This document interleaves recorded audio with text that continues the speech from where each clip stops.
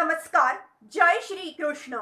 Illuminating text 13, text 14 and text 15 of chapter 2, Divinity and Divine Service of First Canto Creation of Srimad Bhagavatam.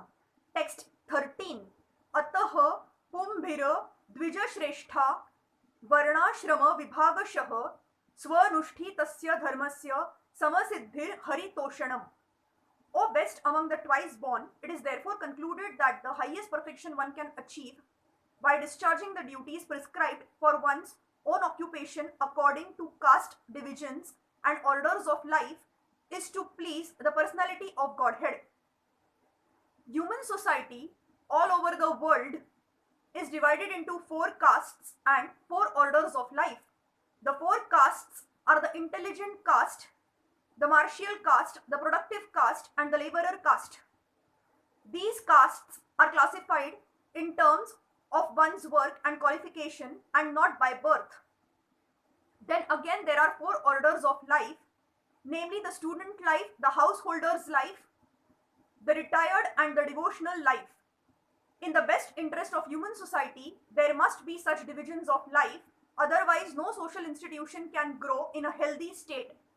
And in each and every one of the above mentioned divisions of life, the aim must be to please the supreme authority of the personality of Godhead.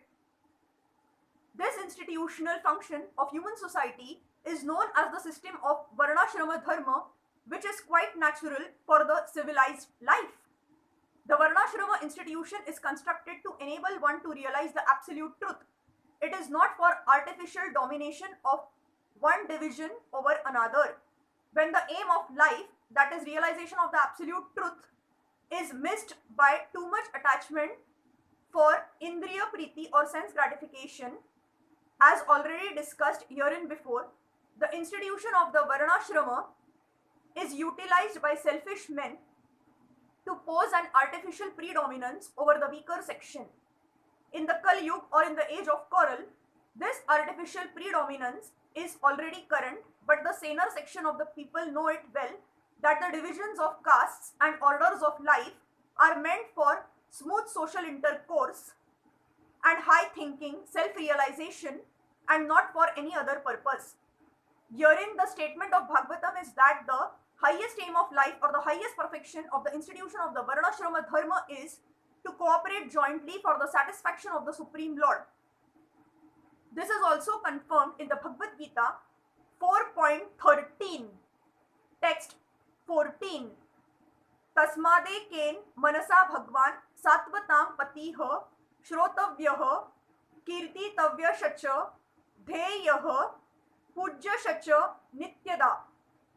Therefore, with one pointed attention, one should constantly hear about, glorify, remember, and worship the personality of Godhead, who is the protector of the devotees.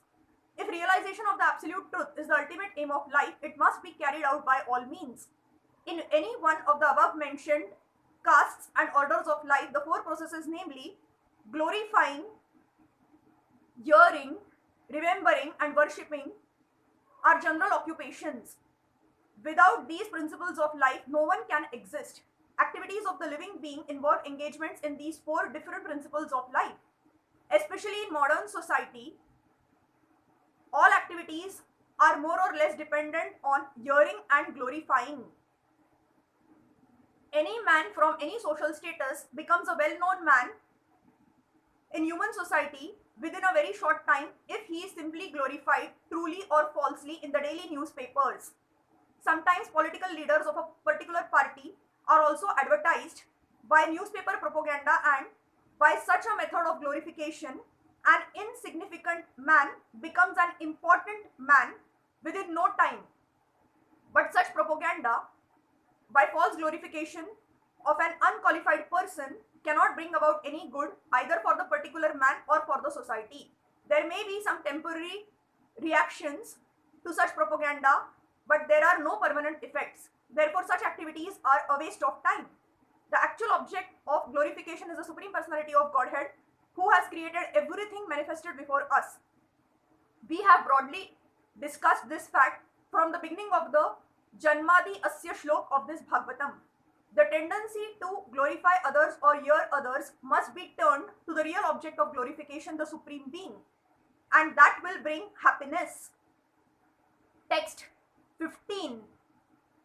Yadanu dhyasina yuktaha karma granthi nibandhanam chindanti kovidasatasya kona kuryata katha ratim. With sword in hand, intelligent men cut through the binding knots of reactionary work karma by remembering the personality of Godhead. Therefore, who will not pay attention to his message? The contact of the spiritual spark with material elements creates a knot which must be cut if one wants to be liberated from the actions and reactions of the fruitive work. Liberation means freedom from the cycle of reactionary work.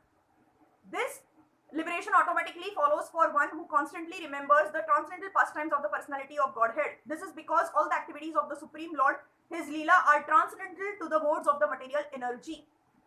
They are all attractive spiritual activities, and therefore constant association with the spiritual activities of the Supreme Lord gradually spiritualizes the conditioned soul and ultimately severs the knot of material bondage.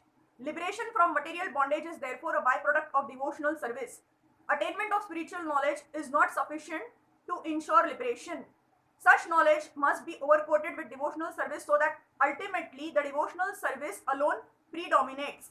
Then liberation is made possible. Even the reactionary work of the fruitive workers can lead one to liberation when it is overcoated with devotional service. Karma overcoated with devotional service is called karma yoga.